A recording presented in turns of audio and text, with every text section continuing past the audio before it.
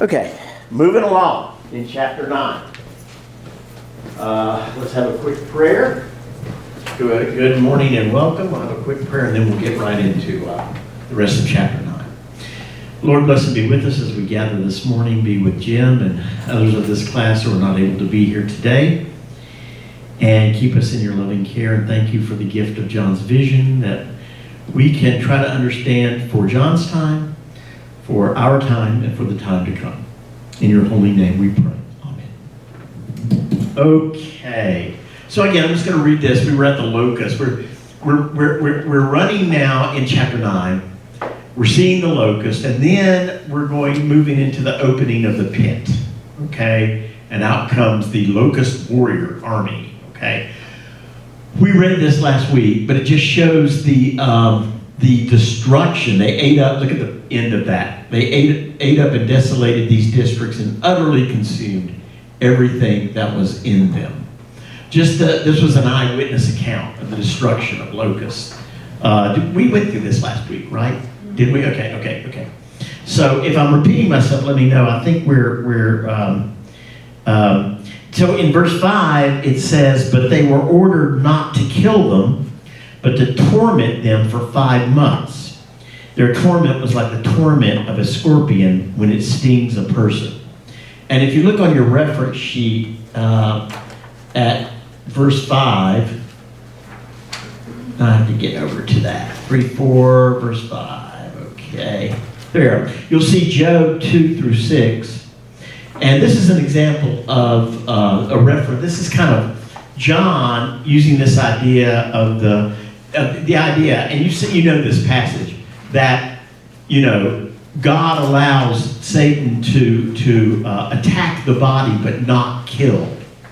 And this theme of not killing, which comes from Job, is very strong in John.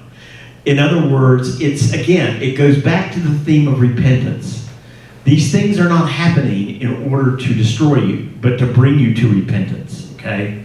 And remember that this harm is coming to those who don't believe, okay, in John's vision. So the Lord said to Satan, have you considered my servant Job? There is no one like him on earth, a blameless and upright man who fears God and turns away from evil. He still persists in his integrity. Although you incited me against him to destroy him for no reason, then Satan answered to Lord, skin for skin. All that people have they will give to save their lives. But stretch out your hand now and touch his bone and flesh, and he will curse you to your face. The Lord said to Satan, very well, he is in your power, only spare his life. So the idea of sparing life is certainly a part of this passage. And then there is in this, but to torment them for 5 months. Now the number 5 has the kind of meaning, the same meaning as 40 days and 40 nights. It's one of those numbers that simply is a generic number, meaning a few. So when we see 5, and we're going to see examples here on your sheet here, you'll see examples of it. If you'll look at Luke 12:6. Are not 5 sparrows sold for 2 pennies? This is L. Are not 5 sparrows sold for 2 pennies? Yet one of them is forgotten. Not one of them is forgotten in God's sight. Then 1 Corinthians 14:19. Nevertheless, in church I would rather speak 5 words with my mind in order to instruct others also than 10,000 words in a tongue.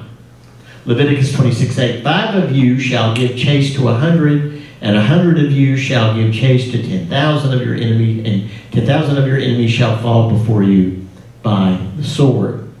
So 5 means simply a few. It's a few. Whereas we know 40 means a lot. So 40 days and 40 nights means a long time. Few means either a short, 5 means either a short time or just a few of things. So again, here's that few months. And here's what's interesting I find. This was discovered just recently, and it was in the commentary. 5-month period is the life cycle of a locust. So that was the connection that was made. So interestingly enough, it says they are hatched in the spring and die at the end of summer. So again, there's the emphasis in John upon the temporariness of this event, okay? They aren't there to permanently torment you, or they are there to simply, to bring you to repentance for a period of time. Plus, they only live through the life cycle of the locust. They aren't like super locusts, which are what's these locust demons, which are going to be coming out of the ground here in a few minutes. We're going to see it, okay? And also scorpions. Let me run to this here. We've got a nice picture here of scorpions. We all know about scorpions here in the desert. I'd never seen a scorpion in my life till I came here. Scorpions are one of the 9 means of punishment that we'll find in Apocalyptic. That God uses in judgment upon the wicked. And we'll see an example of that if you look at M in 1 Kings. Now, whereas my father laid on you a heavy yoke, I will add to your yoke. My father disciplined you with whips, but I will discipline you with scorpions. So, again, there's that from Judges, an Old Testament apocalyptic image of scorpions as being a judgment, okay? So, any questions about verse 5 before we move to verse 6? Would somebody read verse 6? If you have it in front of you, any version is fine. And in those days, men will seek death and will not find it. They will long to die, and death will fly from them. So probably these verses, as they jump out of the narrative, they're probably an interpolation or just a kind of a, what would you say, a quick. They were inserted later in there by John. Probably they were inserted in order to describe the horror of this, But it also fits with a theme. In Judaism, desiring a death which eludes you was a well-known theme. And again, if you look at N, we see that in Job, where we see under verse 6, Job N, who longed for death, but it does not come, and dig for it more than for hidden treasures. We also see it in Jesus talking about the time to come, talking about apocalyptic imagery. When Jesus used it, he says, you'll say to the mountains, fall on us. You will desire, you'll want to die. And Amy and I were talking about this, that sometimes death is desirable in the face of other things, right? I mean, we as Christians, our faith helps us confront death in a different way. But here, and it's important to note that this is not talking about believers here. This is talking about the pagan or unbelieving world and their attitude toward death, which is different than the Christian attitude toward death. Death is the end, the final. There's nothing past that, and there's no hope beyond death. And yet, that's kind of the extreme idea that John is presenting and that we see in Job. Things are so bad that it's better to die than to live through that particular thing, even though death means the finality, the total end of things. So that's interesting. It's also a theme in Roman literature.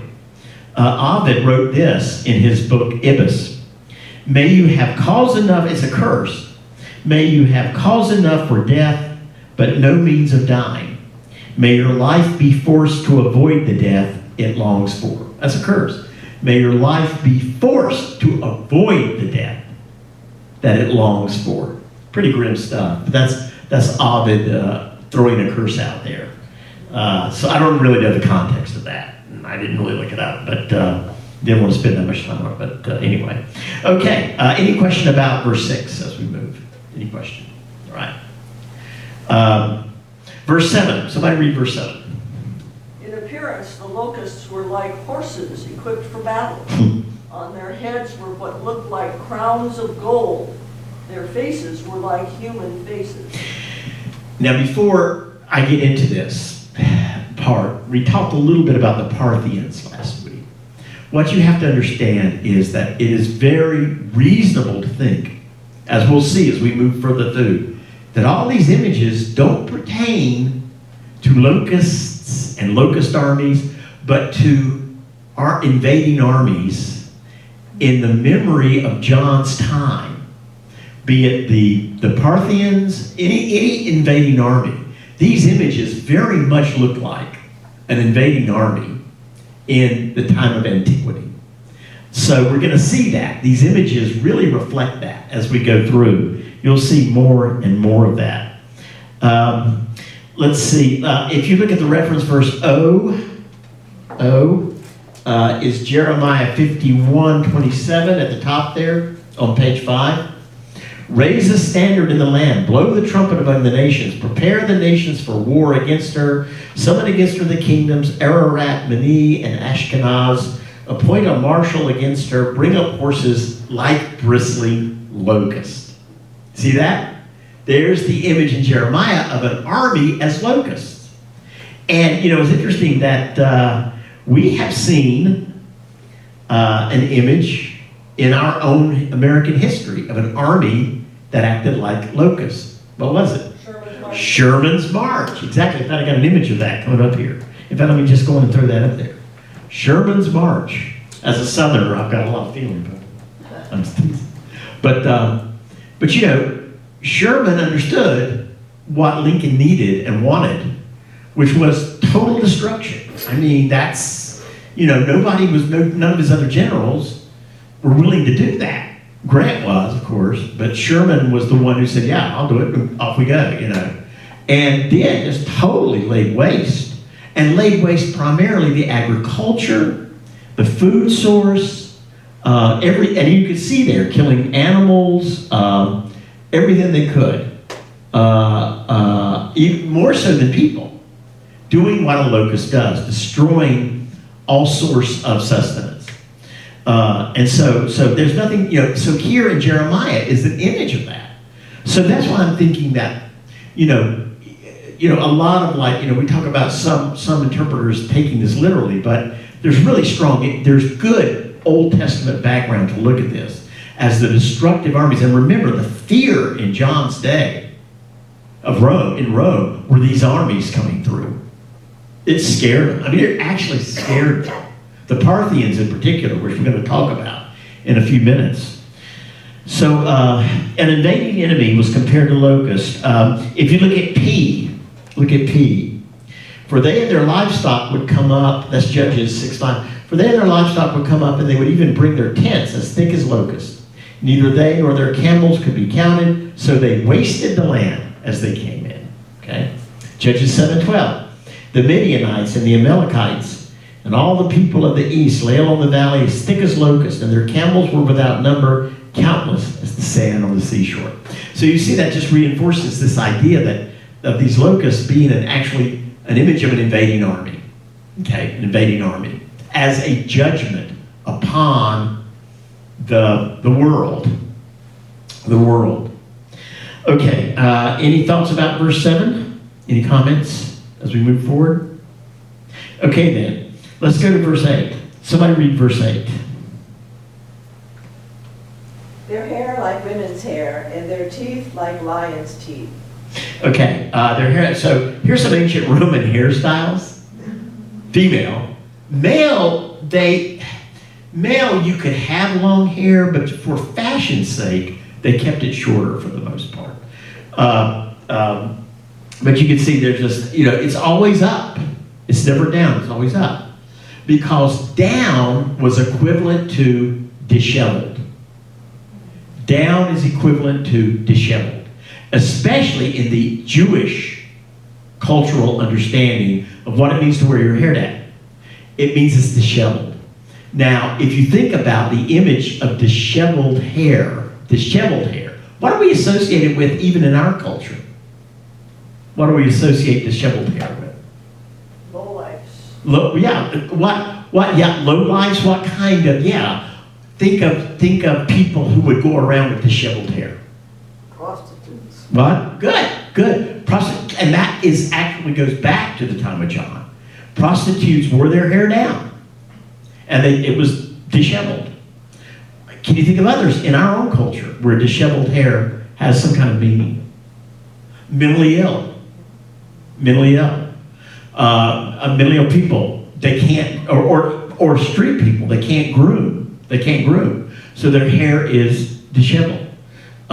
So these are powerful images. And so these locusts have disheveled hair, which is a frightening image. It's meant to be frightening.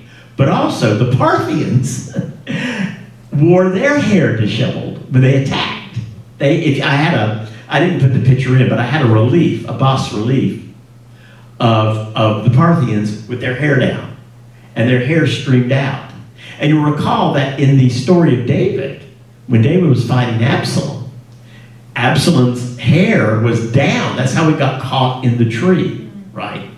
So it wasn't a good idea. It's never a good idea to battle with your hair down, be it in wrestling or be it in whatever you want to do. It's not a good idea. I think, the military requires you to have short hair. That's not necessarily because of what'll happen in battle. But they do require it because, you don't want to be messing with your hair when you should be focusing on fighting, right? Or worried about it, right? Also, if you look at Q, Leviticus 13:45, it was a sign of leprosy, disheveled hair. The person who has the leprous disease shall wear torn clothes and let the hair of his head be disheveled, and he shall cover his upper lip and cry out, unclean, unclean. So there's that image of the idea that, leprosy associated with disease. So with poverty, associate disheveled with poverty, with disease, with madness, with all kinds of, and then for them, of course, with an invading army. Also as a sign of mourning in Leviticus 10. And Moses said to Aaron and to his sons Eleazar and Ithamar, do not dishevel your hair and do not tear your vestments, or you will die. And wrath will strike all the congregation, but your kindred, the whole of the house of Israel, may mourn the burning that the Lord has sent.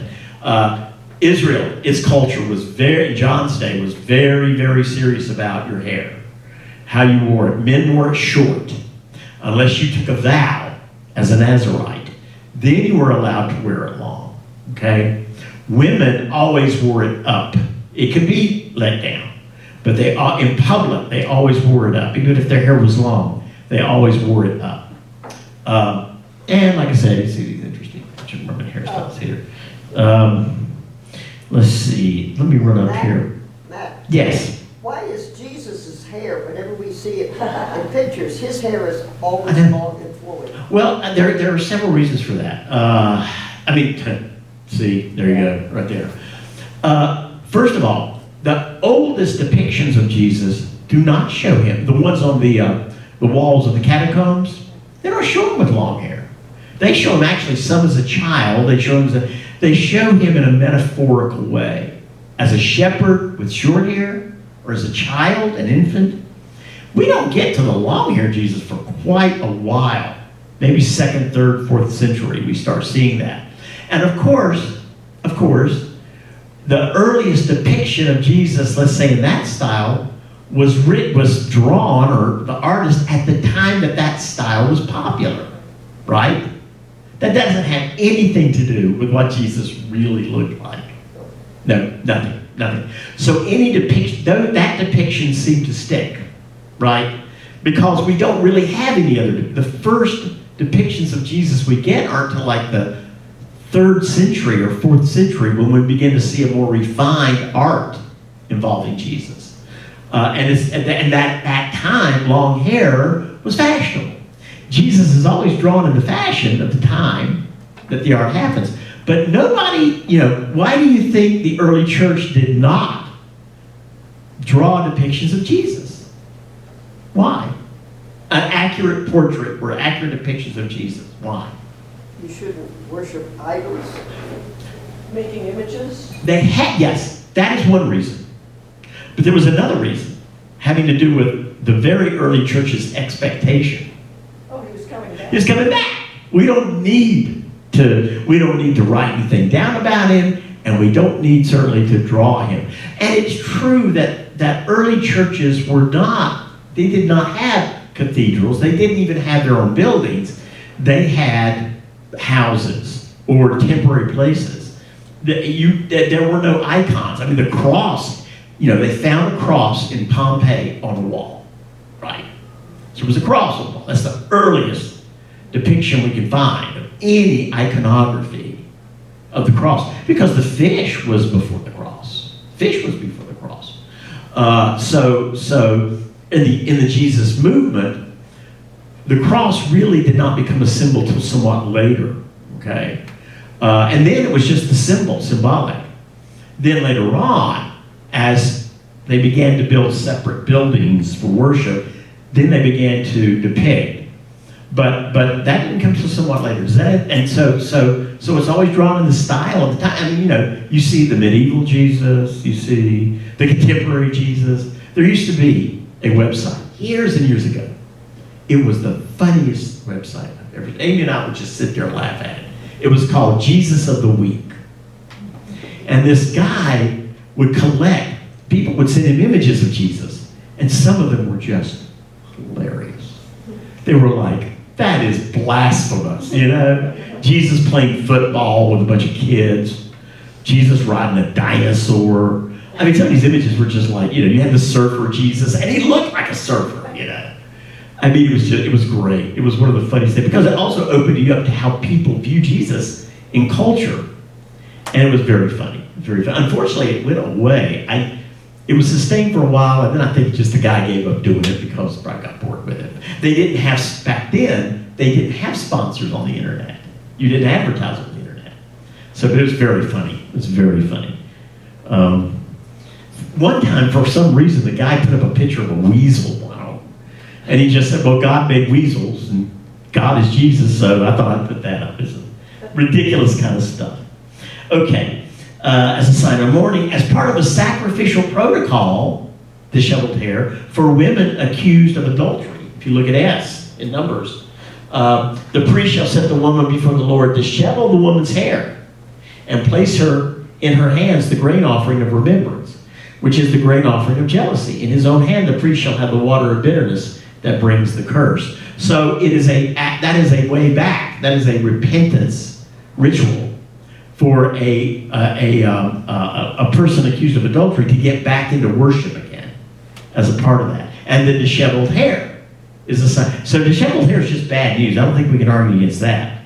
It's bad news. In Greek culture, both men and women had long hair, but they would braid it and bind it, as we look at those Roman hairstyles. Paul mentions that women normally have long hair. If you look at X there, is it X? No, it's a T. T. But if a woman has long hair, is it her glory? For her hair is given to her for a covering. So that was, you know, Paul describing what was common in that culture and in the Jewish culture at the time. Men would cut their hair, as we know. The Romans wore their hair long until the 3rd century BC, after which they considered long hair barbaric. See, barbaric. So it's not surprising that the locust with the long disheveled hair is associated with barbarians. The barbarians at the gate, right? That makes perfect sense, doesn't it? Parthian warriors, and I've got a picture of the Parthian warriors. There they are.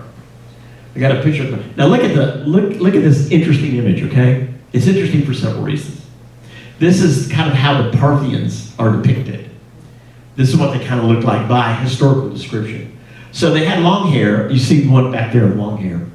They look at the way they are dressed, the way they wore their armor. You're going to see very specific allusions to this type of image as we move forward. So the idea of the relationship of the Parthians in Rome, we're going to read a little bit about it in a few minutes, was very, very important. I hope I think I did gather that up. Did I not? I meant to do that. If I did, well, we can always get to it later. That's no big deal. But I did I remember, I think maybe I didn't print it out, but I have it. That Roman Parthenon? That's it. Yeah, we got it. Good. We'll get to that in a few minutes as we get toward this, because it's really important. A lot of the images we're about to see as we finish chapter 9 come from this army. And Rome was terrified, unreasonably terrified of the Parthians. They were mythological. They had grown. They were an army that had grown in mythos. Okay? okay, grown in mythos. You could compare it in a contemporary sense to the mythos about Russia or USSR during the Red Scare. You know, they kept, everything that was done was based upon intelligence that said, they've got this, they've got that. When the wall came down, they realized they didn't have any of that, what they expected them to have. So it had all been built upon this, this mythos. That's just a contemporary example of that. Okay, let's see. Parthian warriors wore their hair long, and the locust army could be the imagery. It looks very much like this. If you look at there it is, Roman Parthia. Let's just get to that, okay? Hang on a second, we're just going to run through this. Everybody got that? Anybody not have it? I'm sure I've got a copy. No, I don't have it. Okay. I wasn't here last week. Let's see, I'm sure I've got a copy here because I hopefully made it up. Should have. Did you get it? You were here last week. Should have made enough copies of that. I'm going to shoot myself if I didn't.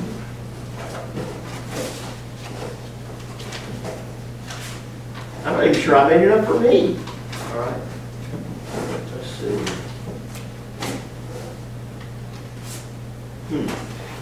Who's got copies? Okay. So let me just run through some highlights about this. Does anyone have an extra copy that we can do? You have, there it is right there. Could you kind of share that with the table here? Thank you. Okay, sorry about that. I did not realize I'd had so few of these. Okay, so let's look at the history, and I think it's, I wanted to take a little excursus on this. This comes from an excursus in my commentary, by the way. This is a quote. You'll see I have it footnoted at the end. So that's how important it is, that it got its own excursus in the commentary. So Revelation 16:12 has been construed as a reference to the Parthians. Of course, we're not there yet. And other references to the Parthians have sometimes been suggested in 9, 13, 19. We're almost there in 17, 10, 12. Alexander's short-lived attempt to join East and West became a reality on a smaller scale under the Seleucid Empire. With the rise in power of Rome, however, the ancient rivalry between East and West was revitalized, with various kingdoms taking on the role of the East: Pontus, Armenia, Aracid Parthia, and then Sassanid Persia. The tension between Rome and Parthia was largely over land, particularly that which was strategically located. The most intensely disputed areas, and this is important to note, were Armenia and the land between Tigris and the Euphrates. You're going to see the Euphrates mentioned later in chapter 9 as a border or as a boundary, and that's important. And the first known contact between Parthia and Rome occurred in 92 BC.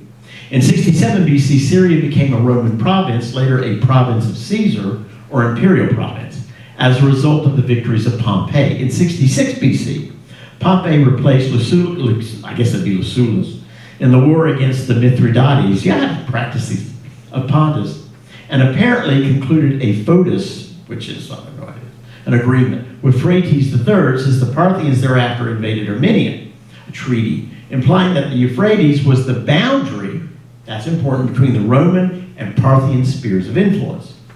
A series of events produced tension between Rome and Parthia. In 15, I'm going to skip that because you can read that on your own. Julius Caesar made plans for a campaign of revenge against Parthia through Armenia, a plan that remained unrealized because of his death in 44.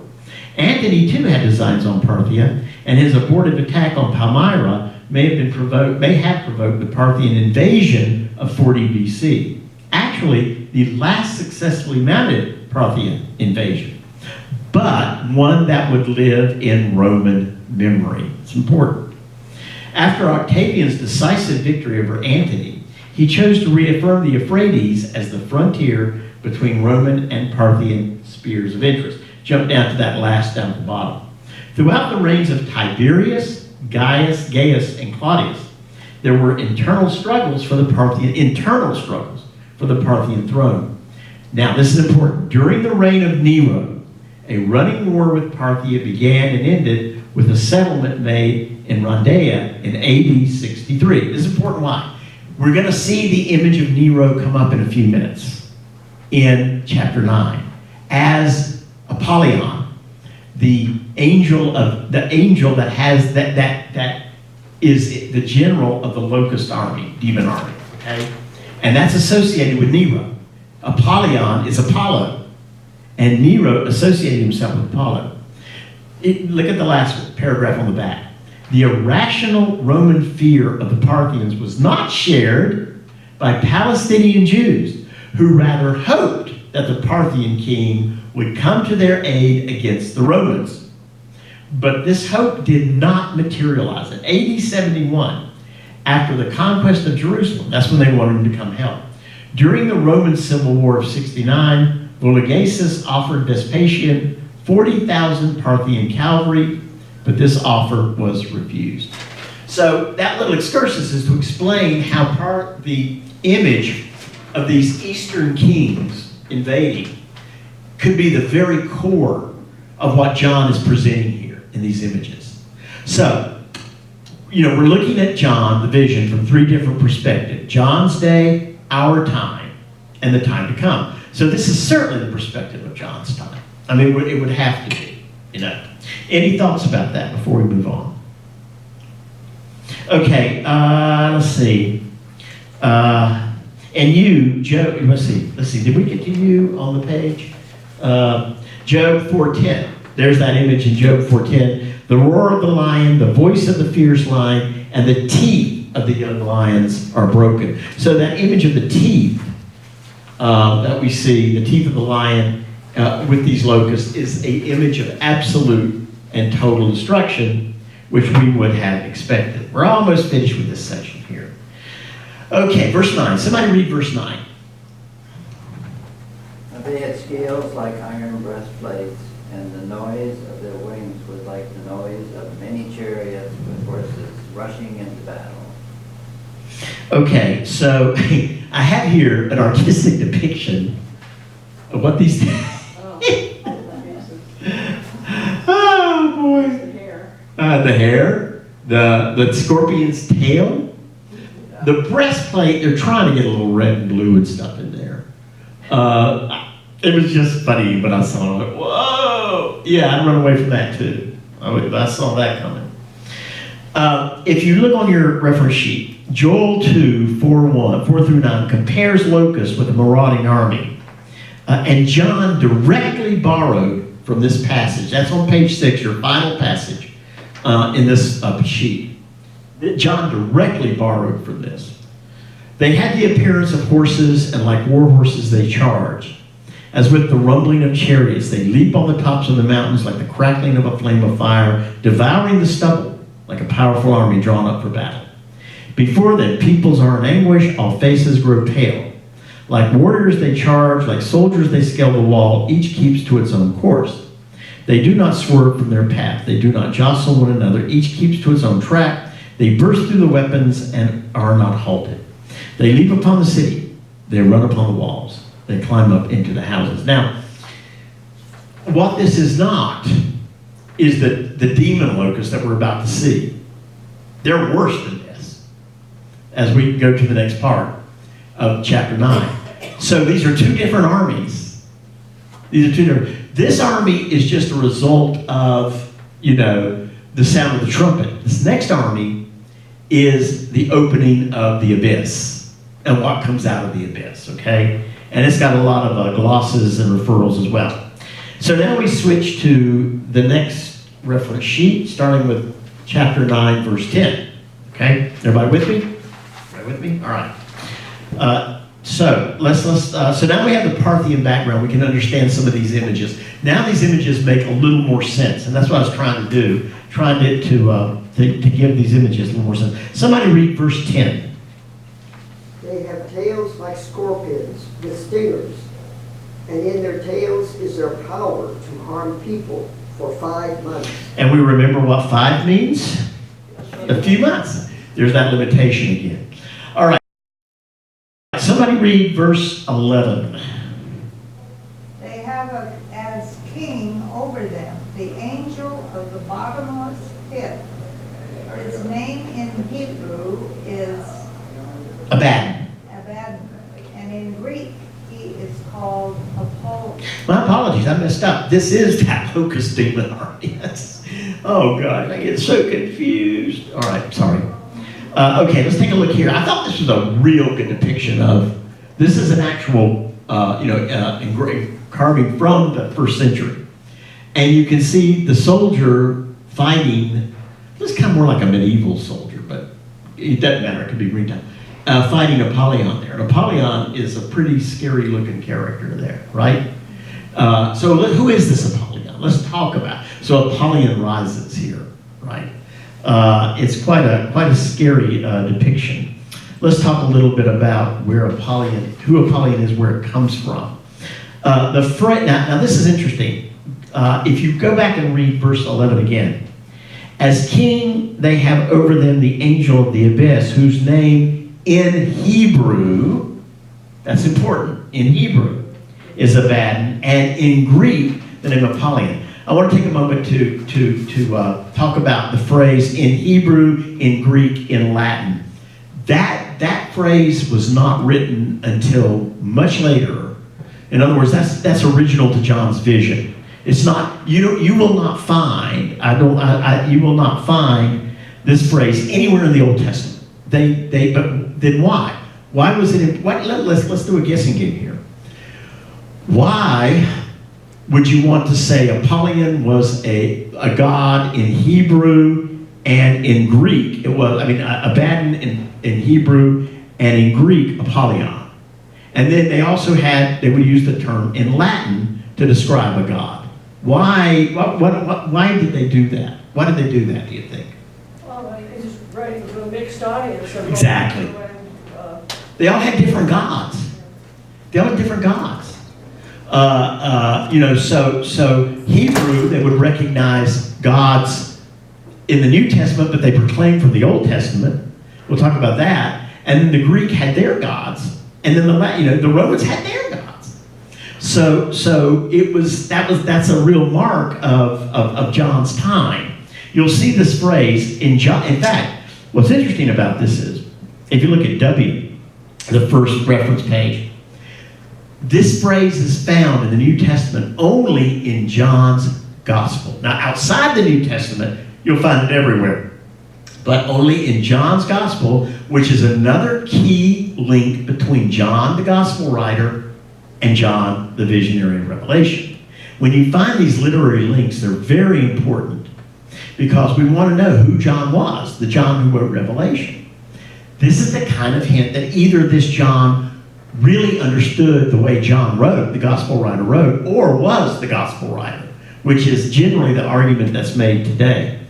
If you look at verse 11, now in Jerusalem by the sheep gate, there's a pool called in Hebrew Bethzatha,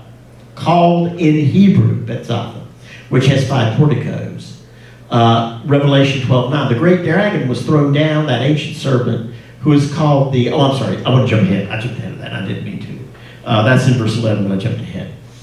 Okay, let's see. So we'll go on and on with this, but that just to understand that that's a marker. These types of terms are used in Greek writings to distinguish among in Greek writings, to distinguish among Egyptian, Greek, and Hebrew gods. So this is a contemporary use of the Greek language from John's time. It didn't reflect any Hebrew writing at all. You don't find it in the Old Testament. Now this angel, Apollyon, is not the same as the one which fell from heaven previously. With the key. This is a different one. The angel is empowered to come down, given the key. Angel opens it up. Then out comes this locust army led by this person. Now remember, we can take these literally, most artists take it literally at that image.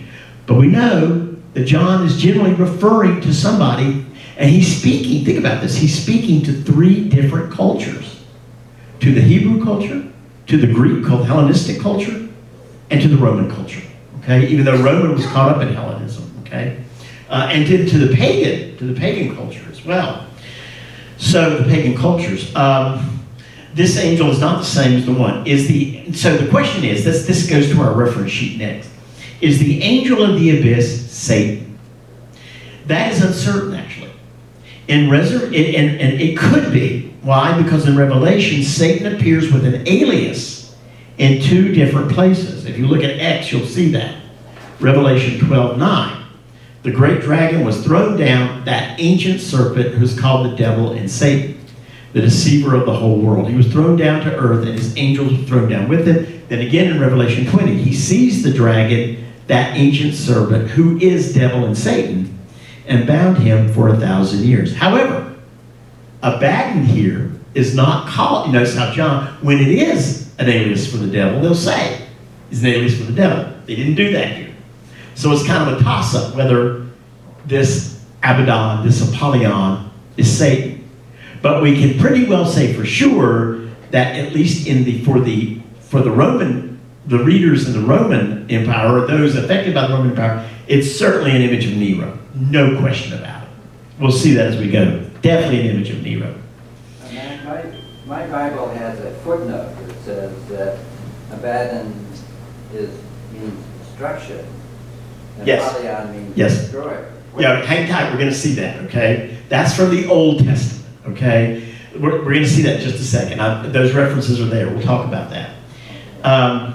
It is clear in this verse that John expects his reader to be familiar with this person. No question. He uses the article.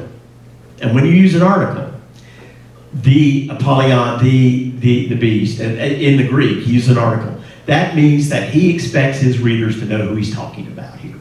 So the readers of his time would have recognized this image immediately. Okay? So let's learn a little more about this image. And now we're going to get to the footnote, Doug. Abaddon is a Hebrew term for the kingdom of the dead. Look at why. Look at why. Proverbs 15:11. Everybody with me? Everybody with me? Why on page 1 of your references? Sheol and Abaddon lie open before the Lord. How much more human heart? So there's Sheol and Abaddon. They are places in that verse in Proverbs. Psalm. Are your wonders known in the darkness? The darkness was, the word in Hebrew was Abaddon, or a derivative of Abaddon. Or your saving help in the land of forgetfulness. So in some cases, Abaddon, the Hebrew term, is a place. And as you see here, it's used as a poetic parallel to the term Sheol. Now, you know the term Sheol, right? The land of the dead. So it's a poetic parallel. Look at Z. Sheol is naked before God, and later on we'll see this in AA, in the reference AA, by the way. Sheol is naked before God, and Abaddon has no covering. And then Proverbs 27:20. Sheol and Abaddon are never satisfied, and human eyes are never satisfied. So there is that image of this poetic parable. In Job 26:6, which is the double A, the verse we just read, now, Doug, here we come to you. Abaddon is personified as a place of destruction. A place of destruction. And in the LXX, which is literally the Greek Old Testament, in the Greek Old Testament, the Hebrew word Abaddon is translated as destruction. So in the Greek Old Testament interpreted Abaddon, translated it in the Greek word destruction. Okay? But it also was personified destruction. Destruction personified. So that's why John can use the word, and it has both a symbolic imagery to the Hebrew reader as an image of destruction, and a specific to the Christian image to the Christian reader in John's day. The description of king, by the way, this king, Abaddon, is unexpected since locusts are supposed to not have a king. Look at BB, Proverbs 30:27, BB. The locusts have no king, yet all of them march in rank. So this is again, okay, why is that important? Because now we've jumped from a literal image of locust to a king Who is John talking about? A leader, specific. Who? That's the question that the biblical scholars ask. So who's John talking about here? Because in the Old Testament, locusts don't have a king. They don't have a king. So Satan is often called the prince or ruler of demons. So could it be Satan? The question is, could it be Satan? And I have a bunch of references here, starting with CC, to the idea, you've seen these verses before, of Satan as a prince. Satan is never called a king, ever, ever. He's a prince or a ruler. Now, ruler could be interpreted as king. Matthew 12:24. But when the Pharisees heard it, they said, it is only by Beelzebul, the ruler of the demons, that this fellow cast out the demons. That's talking about Jesus. Next page, Mark. And the scribes who came down from Jerusalem said, he has Beelzebul, and by the ruler of the demons he cast out demons. Then Luke 11:15. But some of them said, he cast out demons by Beelzebul, the ruler of demons. So Beelzebul is an image of Satan, okay? So yes, we see Satan as a ruler, but not a king. Not a king, okay? So that's a little bit different here for John. Now here's where we get to the kind of the nub of it. The Greek name, Apollyon, simply means destroyer. The Greek name means destroyer. So possibly it is an allusion to Nero, and here you'll see why. There. This is a fresco from the first century. This is Nero dressed as Apollo, playing his harp. So Nero associated himself with Apollo. So here, Nero was a fresh memory for the Christians in John's time as the destroyer, the one who persecuted Christians. Also, we're going to see later that the beast associated with the number 666 may be in a direct relationship to Nero, possibly. So that would be a fresh memory for the reader, the Christian readers. They would know exactly. So what I'm saying is this can work on several levels here. I mean, in different ways. The beast could simply mean symbolically the destroyer. Or it could be a literal reference to Nero. And it probably was both. It probably was both, okay? Probably was both. But Nero was, Nero had been, we know about Nero having been considered a good emperor, a good leader until he burned Rome and blamed the Christians. And that's when he started losing power and started coming under severe criticism. As we read that passage from a while back about Nero burning and the persecution of the Christians, and they said at the end, but whoever wrote Tacitus said, but we knew that he was just blaming them. That we knew that everybody kind of knew that it was Nero that had done this. So Nero claimed a special relationship with Apollo. Any questions? So Apollyon could easily be Nero. And the destructor. Okay, verse 12. Somebody, yeah, go ahead, Doug. Maybe it's not What's that? closely related, but was the Greek version of the Old Testament then available at that time? Oh yes. Oh yeah. Oh yeah. Oh yes. Well, it was the Jewish religious culture had needed a Greek version of the Old Testament because everybody read Hebrew. Jews came from different areas, and they didn't necessarily teach Hebrew to every Jew, or did every Jew speak Hebrew. The educated Jews spoke Hebrew and Greek and Latin. But generally, the Jews in these outlying areas spoke whatever language they grew up in. They were a part of the diaspora, right? So they didn't know Hebrew, but they knew Greek, because Greek was the lingua franca, right, at that time. More so than Latin. More so than Latin. Latin was the language of the educated, of the elite, the intelligentsia, the leadership of Rome, the philosophers. But the ordinary language was Greek, Koine Greek, which is what the New Testament's written in, or in the Semitic areas, Aramaic. Aramaic. Hello, Bob. Hey guys, how you doing? So it was Aramaic. So yeah, the LXX was extremely important. We haven't spent a lot of time talking about the LXX, but it was very important. And scholars study the LXX to compare how the culture in that age, the first century, viewed things that from the Old Testament, which were very different. For example, we're coming to that, but okay, in the Old Testament, Hebrew, the pagan gods are demons, condemned as demons, okay? They are, it doesn't matter who the gods are, they are demons, okay? In the New Testament, Greek, they are more in the image of the daimons of Greek, which are simply minor deities. We'll see that in a few minutes. Minor deities. They're not demons, they're just minor deities. So, when John talks about demons, he also, as a contrast, expresses, that all these gods, we'll see this later, all these gods will simply be dropped, and everyone will worship the true God. That's what John says in the vision. Everyone will worship the true God. But there's no condemnation, or there's no connection between these demons as gods of the pagans. There's no, or the gods of the Romans, or the gods of the Greeks. There's no connection there. But in the Old Testament, all gods are demons. Yeah. So that's where the LXX is really, really important. It really is. Its translations meet the contemporary culture in which it was written. Very interesting. Very interesting.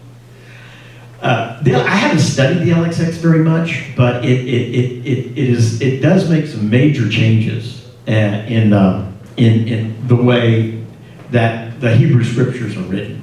Right. Have you ever read the LXX, Brad? No, I have not. I can tell. So I've heard you preach, and I know Yeah, that. there you go. So let's move forward. So somebody read verse 12. The first woe has passed. There are still 2 woes to come. Woe is literally, it can be translated disaster in the Greek. 2 disasters to come. This statement is abrupt in its function to conclude the vision segment that began in 9:1 with the blowing of the 5th trumpet. It reminds the reader of the 3 woes and anticipates the announcement of the accomplishment of the 2nd woe and the anticipation of the 3rd woe, which we will see in Revelation 11. So this is a transitional verse. Get ready, because here we go. We've just finished the first woe. Oh no, that's terrible. I mean, we got 2 more coming? Yeah, and they're going to be worse. So it's really getting not good. Okay, now we come to the 6th angel, okay? Let me get to, there we go. There we go. The 6th trumpet, here we go. I like this Albrecht Dürer carving, because it shows all the 7 trumpets. I know it's hard to see, but you'll see 2 trumpets beside Jesus, or the Lord. Well, there's the Lamb. Then you'll see, there's the angel of the altar that we were talking about. Then you'll see 2 more trumpets, 4, and then you'll see 1 up in the corner, 5, and then 6, the one beside the one in the corner, and over here, 7, the one over here. So it's kind of interesting. And then you see the result of the trumpet, all the trumpet sounds. You see the star, the meteor falling down here, the star falling down. You see the pit there. You see that square there? There's the pit where these things, and so it just shows, I thought it was really complete as a good example of an illustration, a literal illustration of this chapter, okay? Literal illustration, or of all the 7 trumpets. So let's talk about, somebody read the 6th trumpet, verse 13. Then the 6th trumpet blew, angel blew his trumpet, and I heard a voice from the 4 horns of the golden altar before God, saying to the 6th angel. Oh, stop right there, because that goes into verse 14, right? Right. Okay, stop right there for a moment, and then then we'll read verse 14. Okay, so the 6th angel sounds the trumpet, and then a voice appears. Now, it's clearly not the voice of God, first of all. Because if it's the voice of God, they would, that it would say, or it would say a voice, because God is not hiding around here, okay? It's just a voice. The voice cannot be. It could be the priestly angel of Revelation 8:3-5, one of these that we see up here at the top around the altar. It could be. But it's also possible, because of the way it's written, that it can literally be one of the horns of the altar. You remember that, if I can run back and find this real quick, we have a picture of the altar with his horns. There it is right there. Yeah. Okay, is that it? Yeah. So he literally could be talking about one of those horns talking. Literally. Because, it's heaven. It's everything speaks. Everything does what God wants it to do. And everything is living in heaven. Everything is living, including the altar. So it very well could easily be an image of the horn itself saying these words. So you can't just assume, that it's one thing or the other. Okay, now read 14, verse 14. Finish up, Doug. Saying to the sixth angel who had the trumpet, release the 4 angels who are bound at the great river Euphrates. Okay, so whatever this voice, and it's probably an angel. I mean, that makes sense that it would be an angel. Announces to the sixth angel with the trumpet, release now the 4 angels that were bound. We remember them, that were holding back the 4 winds. This is the only instance in which one of the trumpet angels participates in the events that follow the blowing of the trumpet.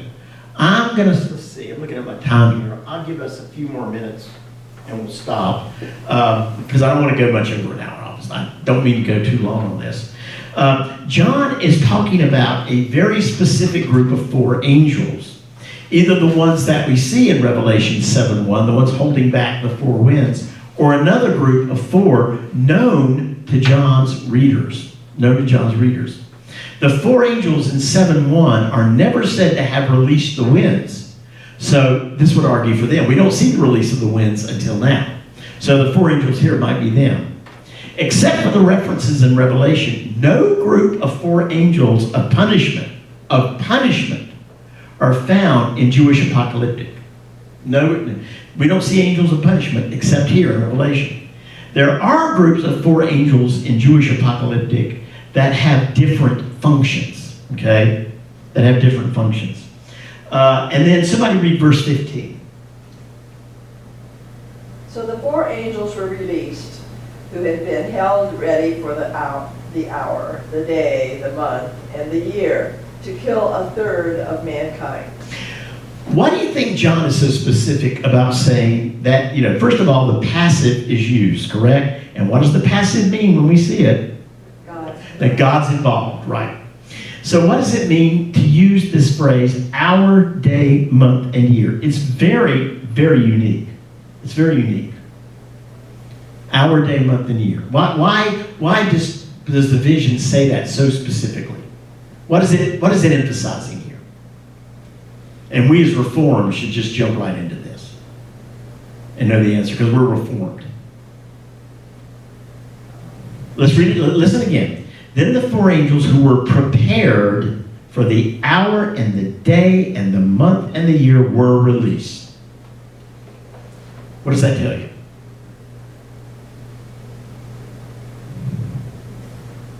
What's one of our main theological beliefs in the predestination? Right. So, Calvin would have loved this line. But that everything down to this is all by God's plan. Down to the second, everything is under God's control. And again, why was this important in the time of John for this emphasis to be that everything that happens is minutely under God's control? Why was that important? They were suffering with these armies and this conflict and all that. Yeah. Yeah. It is to say, and we go back to even the beginning of Revelation, God is in control of history. Remember, it is the Lamb that is opening these scrolls, and history unfolds as these scrolls are opened. So it is a source of comfort for John readers. It also, I think, for us, theologically, reminds us that God is not the unmoved mover, that God is not the distant watchmaker of the deist who makes the watch, then sits back and lets the watch tick, that God is involved. The important thing, one of the important theologies or the characteristics of God that Jesus gave us is every hair on your head is numbered. God knows who you are, knows about your life, and has a plan for your life, for believers, right? Now, so think about this. Think about this contrast here, and we'll stop here, because I know you're getting tired of me. John, God has a plan for believers. What about unbelievers? God has a plan for the universe, for creation. And that's where the unbelievers come in to God's plan. He doesn't have a plan for unbelievers, but he has a plan for the universe. And part of that plan, by the way, as we know, is to bring unbelievers to belief, according to the vision, right? That's why everything begins happening, So, all right, we'll stop right there. Any questions about today's lesson?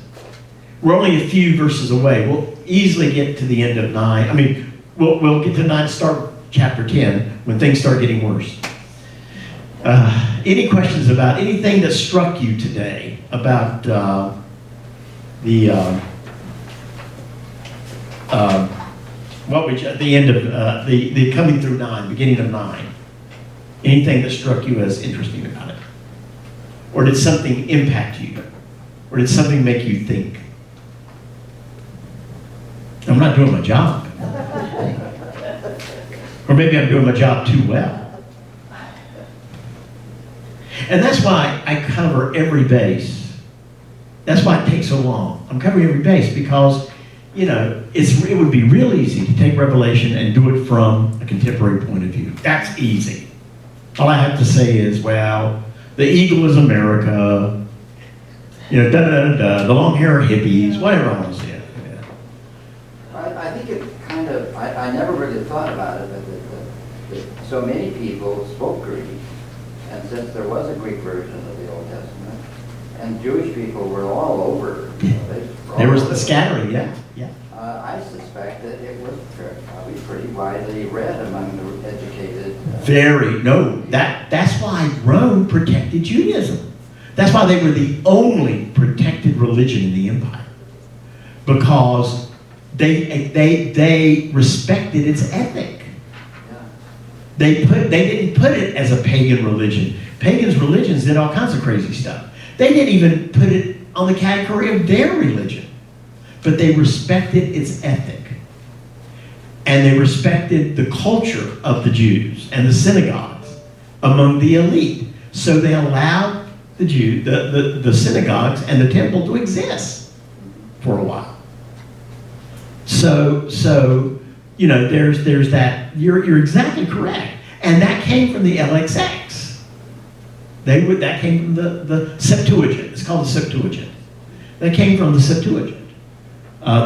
The Greek version, Koine Greek version of the Old Testament, or of the Hebrew Scriptures. So that's where that came from. That's a very good point. Yeah, it sounds like John viewed his readers as having one or the other. And that's why I have to take all this time when we look at these verses, because John's addressing 3, 4, 5 different cultures and a history that they knew, but a history we don't know, like the Parthians. I mean, we don't. They're always getting conquered. There was one army after another. Yes, and you saw that when we read one army after the other, all from the east, and that image is here. These eastern demons coming in, even though they come up from above, they are on the east side of the Euphrates. You'll see that. See, I didn't understand it until I read that. I mean, I really did not understand. I thought maybe it was invading armies, but I didn't understand it was a very specific invading army. So and who's John reaching out to? The Romans. The Roman culture. That's who he's reaching out to with this. So what's fascinating about this is how John works in his vision in three cultures and speaks to each of them. He says, Abaddon, who is known as Apollyon. He covers that base. He covers the religious culture, because Christians would have known this about Abaddon, and he covers the secular culture. That's really amazing how meticulously it's written. We don't appreciate that. It's amazing how it's written to cover everybody. Whew.